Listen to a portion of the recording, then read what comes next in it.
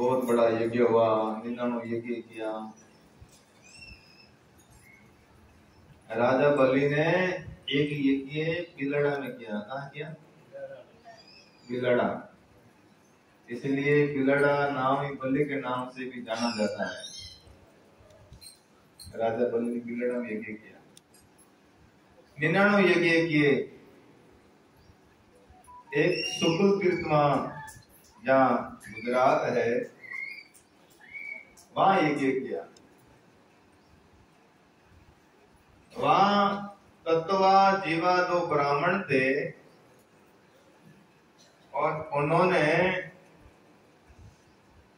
ऐसा भाव प्रकट किया, ऐसा मन में आया, एक सूखा वट गाड़ दिया। सूखा वट गाड़ करके और विचार किया संतों का चरण धोएंगे, उस वट में डालेंगे और दिन वट हरा हो जाएगा उस दिन हम गुरु के शरण में चले जाएंगे। तत्वा जीवा 2 ब्राह्मण, गुजरात में जितने भी संत थे सबके चरण धोते गए और अनार करते नहीं थे। पानी पर, नर्मदा जी के जल पर ही रहते थे। इंतजार करते कोई संत आवे और मैं चरण धोऊं और वट में डालूं और हरा हो जाए। कई दिन बीत गया, कई दिन बीत गया, इच्छा पूर्ण नहीं हुई। परमात्मा बड़ा दयालु है।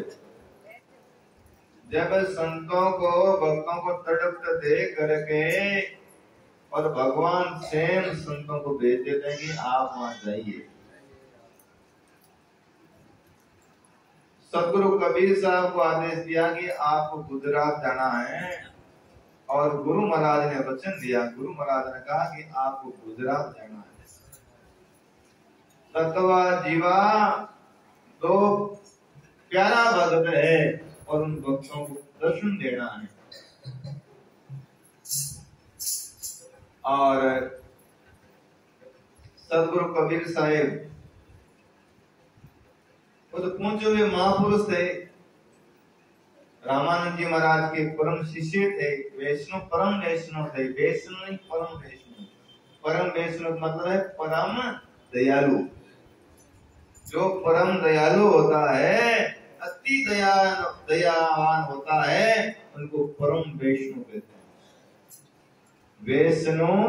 वैष्णव जन तो ते नर कहिए पीड़ पराई जाने।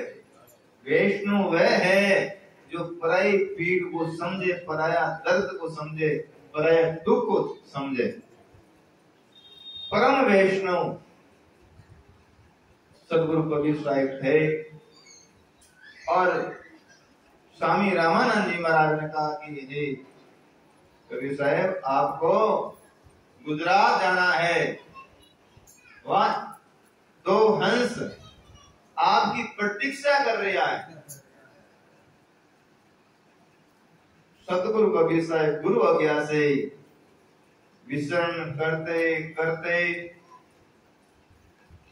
मारवाड़ ऐसे भ्रमण करते करते गुजरात पहुंचे और वहां गए जहां शुक्ल तीर्थ है। ब्राह्मण संत थे, दोनों बाल ब्रह्मचारी थे। प्रतीक्षा थी जैसे शिवरी ने राम की प्रतीक्षा करी। राम घर आए शिवरी कर बतावना। जब राम आए तो शिवरी का हृदय गदगद हो गया और रामा रामा रटते रटते बीती रही उमरिया। और कब आओगे रामा शिवरी की झुपड़िया। मैं शिवरी बिरणे की जाई भक्ति भाव नहीं जानो रे। और राम तुम्हारे कारण वन में जीवन पाड़ो रे। कब तो आओगे रामा इस दासी की झुपड़ी। हे राम कब आप आएंगे दासी। ऐसे तत्वा जीवा संत का इंतजार में थे। आए कोई महापुरुष आए। अचानक सदगुरु कबीर साहिब का पधारना हुआ पदार्पण हुआ और तत्वा जीवा ने सतगुरु कबीर साहब के चरणों में लंबा होकर दंडोत लंबी दंडोत और दंडोत करने के बाद में कलश में जल लिया हुआ था और जल लेकर के सतगुरु कबीर साहब का चरण धोया और चरण धो करके उस वट वृक्ष में डाला और अच्छा एकदम वट हरा हो गया, कुंपड़ा छूट गई और वो वट वृक्ष आज भी जीवित है। आज वर्तमान में भी वट वृक्ष है वो। और जैसे हमारे राजस्थान में पुष्कर प्रसिद्ध है, ऐसे भी गुजरात में शुक्ल तीर्थ कबीर वट प्रसिद्ध है। हजारों लोग आज भी उस वट वृक्ष का दर्शन करने के लिए जाते हैं। ऐसे ये प्रेम के भाव है। राजा बलि शुक्ल तीर्थ में भी यज्ञ किया, जहां कबीर वट आज प्रसिद्ध है और वो वट 2-3 बीघा के अंदर है, बड़ा वट है। रोज हजारों लोग उसका दर्शन करने के लिए आते। मैं कई बार गया, नर्मदा जी को पार करके जाना पड़ता है। हाँ, नाव में बैठ के जाना पड़ता है। जैसे गंगा सागर जाते हैं ना, तो नाव में बैठ के गंगा सागर पार होते हैं, ऐसे ही कबीर वट वृक्ष का दर्शन करने के लिए नाव में बैठ करके नर्मदा पार करके, नर्मदा बीचों बीच में टापू है, टापू पर कबीर वट वृक्ष है, वहां यज्ञ किया राजा बलि ने। 99 यज्ञ उनका पूरा हुआ, 100 यज्ञ पूरा होने वाला ही था। देवता ये सब भयभीत हुए, भगवान विष्णु के पास गए। इंद्र गया, महाराज इतना बड़ा धर्मात्मा है, इतना बहुत बड़ा यज्ञ किया है और ये तो हमारा सत्ता छीन लेंगे। हाँ महाराज, कैसे भी करके आप हमारी सत्ता बच जाए और हमको बचाइए। भगवान विष्णु भगवान ने आश्वासन दिया कि हे देवताओं, तुम चिंता ना करो। हाँ, बलि एक बहुत बड़ा धर्मात्मा प्रहलाद जी महाराज के पुत्र था। प्रहलाद जी नाना दादा थे उनके।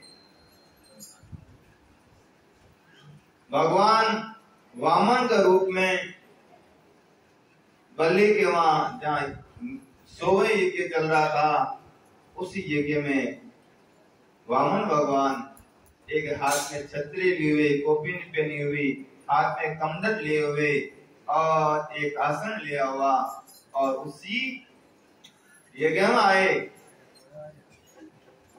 और कुछ याचना करने लगे, भाई हमको कुछ दीजिए। बड़ा सुंदर बालक आया, बड़ा सुंदर बालक आया, और महात्मा छोटा सा महात्मा आया है। बच्चों को देख कर प्रेम तो स्वाभाविक होता है, और उनको बालक को देखा सबके मन में बड़ी खुशी हुई। बलि को भी मालूम हुआ कि कुछ मांगने के लिए आए हैं। शुक्राचार्य गुरु थे उनके बलि के, और उन्होंने ध्यान लगाया तो साक्षात विष्णु भगवान का दर्शन हुआ। शुक्राचार्य जी को पता चला कि ये साक्षात विष्णु है और ये चलने के लिए आए, यहाँ मेरा चेला चल जाएगा। आप जाकर के कान में कहते हैं, गुरु इनके पास मत जाना। हाँ, बोले भाई हम तो मांगने के लिए आए, देखो तो ठीक नहीं, वापस चले जाते हैं। और गृहस्थी का धर्म है घर से कोई खाली ना लौटे। तो भाई ऐसा हुआ, गुरु भी बड़े पराक्रमी थे, चेला को मना किया, लेकिन कहा कि बाप जी आप ही कहते हो कि दान सुपात्र को देना, कई बार आप ही कहते हो कि दान सुपात्र को देना, तो ऐसा सुपात्र मेरे जीवन में कब आएंगे जो साथ भगवान आज मेरे दर पर भिक्षा मांगने के लिए आए, ऐसा सुपात्र मेरे जीवन में कब आएगा, ऐसा याचक कब आएगा। गुरु जी ने कहा था एक बेटा मान जा हमारी बात। बोले बाबा जी मैं आपकी बात माना, आपने कहा था सुपात्र को दान देना, बोले सुपात्र को देना पर यहाँ तेरे साथ में अच्छा नहीं होगा, होगा तो होगा गुरुजी कोई बात नहीं है, संसार माया तो मरना सबको ही है, लेकिन मैं गृहस्थ धर्म पालन करता हूँ और मेरे हाथ से कोई, मेरे दर से कोई खाली नहीं लौटे, हम जितना भी है थोड़ा ही देंगे। राजा बलि राजा की रानी जा करके वामन भगवान के चरणों में प्रणाम किया और प्रणाम करके कहा कि महाराज बड़ी कृपा करी, आज आपने दर्शन क्या इच्छा है, आज में मेरा 100 यज्ञ पूरा होने वाला है, आपकी जो भी इच्छा है आप मांग लीजिए। वामन भगवान ने कहा कि राजन खुश रहो, शुभ आशीर्वाद आपको भगवान खुश रखे, आपकी जय जयकार संसार में हो, आपकी कीर्ति बढ़े। हम तो ब्राह्मण है, संतोषी ब्राह्मण है, हमको क्या चाहिए, तो 3 कदम भूमि चाहिए। अगर इतनी भूमि हमको मिल जाती है तो हम आसन बिछा करके और बैठ करके थोड़ा यज्ञ कर लेते हैं। बलि ने कहा महाराज क्या मांग लिया आपने, मैं बहुत बड़ा सम्राट हूँ, 3 कदम भूमि, गांव मांग लेते, मैं आप गांव मांग लेते, कुछ बड़ी हजारों बीघा जमीन मांग लेते, मैं दे देता। 3 कदम गुरु जी के बल्ले 3 कदम देख डाल, बस ये बात को नहीं साक्षात है। वामन भगवान ने कहा कि आप संकल्प करो। अब गुरु जी को दया आ रही कि मेरा चेला तो चल जाएगा, अब क्या करूं, मैं चेला की रक्षा कैसे करूं। तो गुरु जी क्या करे, जो कमंडल था ना, उस कमंडल की पानी की टूंटी होती है, जब पानी बाहर आता है, गुरु जी सूक्ष्म रूप धारण करके, एक भौरा का रूप धारण करके उस टूंटी में प्रवेश कर दे। जब ये संकल्प रहेगा तो पानी आएगा ही नहीं, तो फिर संकल्प इनका होगा नहीं। अब जैसे भगवान ने कमंडल को ऐसा किया तो पानी नहीं आ रहा है, बोले भाई पानी नहीं आ रहा क्या बात है, लगता है कि टूंटी में कचरा आ गया, कोई कुछ लेके आओ, और ऐसे कुछ लेकर ऐसे गोचा वगैरह डाला अंदर, तो शुक्राचार्य जी की एक आंख फूट गई, क्योंकि अंदर छिपे हुए थे, और गुरु जी बाहर आए। मतलब गुरु भी ऐसा थे, इतना हितैषी थे कि अपने चेला के लिए आंख फुड़वा ली। चेला भी कम नहीं था कि महाराज आपने सत्य धर्म हमको बताया था, गृहस्थी धर्म आपने बताया था कि बेटा सुपात्र को दान देना और अपने घर से कोई खाली हाथ नहीं जाना, भले जितने थोड़ा बहुत भी देना, लेकिन देना परम वैष्णव। संकल्प हुआ, चलो भाई तुम्हारी मौज, अब क्या करें, गुरु जी हार गए, तुम्हारी मौज आ गई तो गई, एक आंख से काम चलाएंगे और क्या करें। 3 कदम भूमि मांगी थी, और एक कदम दो कदम में तीनों लोग नाप लिए। इतना भगवान वामन भगवान ने विशाल रूप बनाया। बलि देखता रह गया। बड़ा विशाल भगवान का स्वरूप। और भगवान ने कहा कि हे बलि, तीसरा चरण कहाँ रखूं बोल। 2 चरण से पूरी संसार तीनों लोग नाप लिए, अब तीसरा चरण कहाँ रखूं। तो बलि की एक श्रद्धा, बलि की एक भावना, बलि ने कहा महाराज अब तीसरा चरण मेरे मस्तक पर रखिए। आपका चरण हमारे मस्तक पर रहेगा तो महाराज मेरा कल्याण हो गया। तीसरा कदम बलि के मस्तक पर रखे और भगवान सहित पाताल लोक में चले गए। भगवान बहुत खुश हुए और कहा कि हे बलि, मैं तेरे ऊपर बहुत खुश हूँ, कुछ मांग ले। कि बाप जी मारे का नहीं रे वो आपको मारे कोड़ है अट रहो मैं आप उड़ पे दर्शन कर लूं। यहाँ भगवान खुद बंद किया। भगवान आए थे बलि को बांधने और भगवान से बंध गए। लक्ष्मी जी कई दिन तक विचार करियो कि कोई तो समाचार ही नहीं आया, कोई डाक क्यों नहीं आया। श्रीमन नारायण नारायण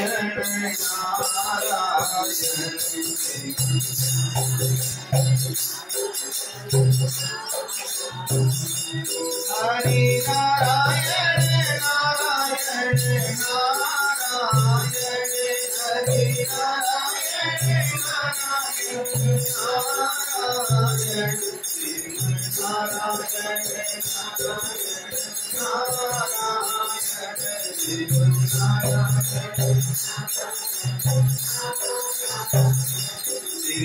नारायण नारायण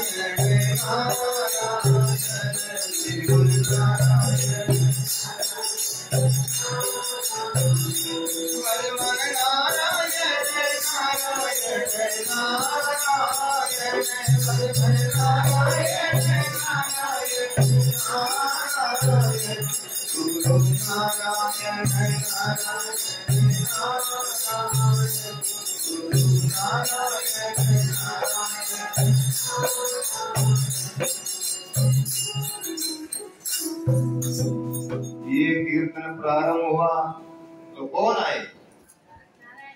नारद जी आए। कहाँ आए? लक्ष्मी जी के पास। ये कीर्तन बड़ा प्यारा है नारद जी का। नारद यानी संत आ गया, अब आपका काम सफल होगा, कभी भी रद्द नहीं होगा। जब कभी कभी काम रद्द नहीं होता है तो संतों का आशीर्वाद है। और नारद जी एक ऐसे संत है जिनका काम अच्छा ही अच्छा हुआ, पूरा किसी का नहीं हुआ। नारद जी ने किसी का बुरा किया ही नहीं। और भगवान का कीर्तन करने वाले किसी का बुरा कर नहीं सकते। लोग कभी कभी तुम नारद है, अरे भाई नारद जी के बरोबर ही काम करते हो। नारद जी तो भगवान का भजन करने वाले हुए हैं। नारद को इतना छोटा मत समझो। लक्ष्मी जी ने कहा नारद जी आओ, आज मैं संतान दर्शन आया, काफी समय से मैं उदास थी। भगवान गया, जरा कोई समाचार नहीं, नहीं कोई फोन आयो, नहीं कोई मोबाइल आयो, हो उस समय नारद जी और अपने देखना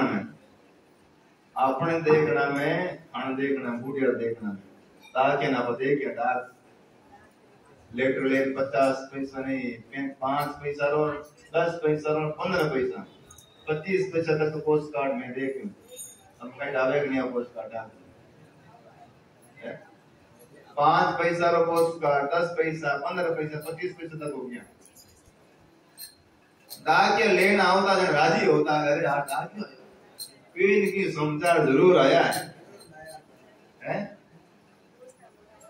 ऐसे ही नारद जी आए और लक्ष्मी माता बहुत खुश हुई कि आज कहा कि नारद जी भगवान गया। हाँ भगवान आवे कहीं माता जी भगवान उड़बंदी उड़ा है पताल लोग में राजा बलि के यहाँ। नारद जी अब कैसे अब बताओ छुटाऊं कैसे? तो संत विधि बतावे आज आनंद मारे सतगुरु आया है। आज आनंद मेरे सतगुरु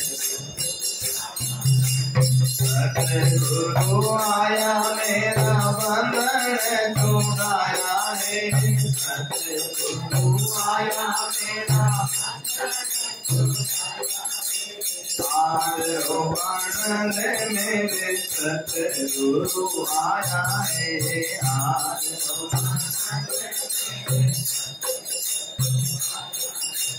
बड़ा भाव से संत आए और नारद जी ने कहा तो क्या करें? लक्ष्मी जी का कैसे करें? उनको कैसे छुटाएं? बोले आज पूर्णिमा है और आज राखी ले जाओ और भगवान आज बल्ली ने भाई बना लो राखी बांधो और बस भाई खाना का सुंदरिया उड़ाई कहीं कहीं करी आशीर्वाद दे और बचे भाई केवेला कि भाई की मांग ले और उन समय मैंने भगवान ने मांग ली जो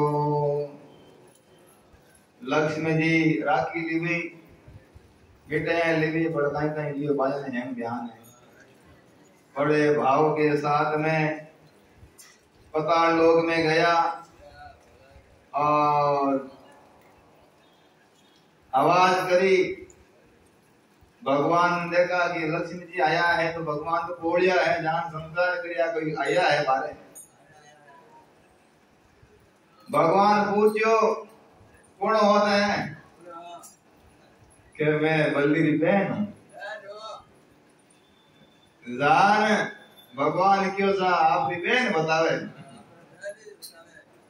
हाँ तो बल्ली ने कहा आनंद मई और लक्ष्मी माता आया और बल्ली रे हाथ रे राखी बांधी और तिलक करियो और बल्ली बहुत खुशी हो। बल्ली समझ गयो कि साथ लक्ष्मी मैया आज मेरी बहन बन करके आई है। इतना दिल खुश हुआ कि वो बहन आज तुम मांगे जीवी दे दूं 3-4 जी मांग ले कि बीरा मर्द की को तारे जीजा जी बंदी उड़ाए कि दिन ऐने भीरी करते भगवान।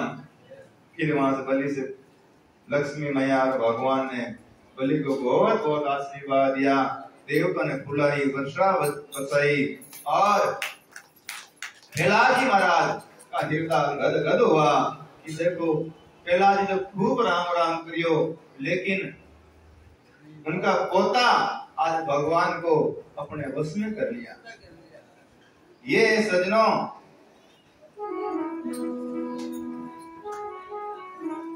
भाव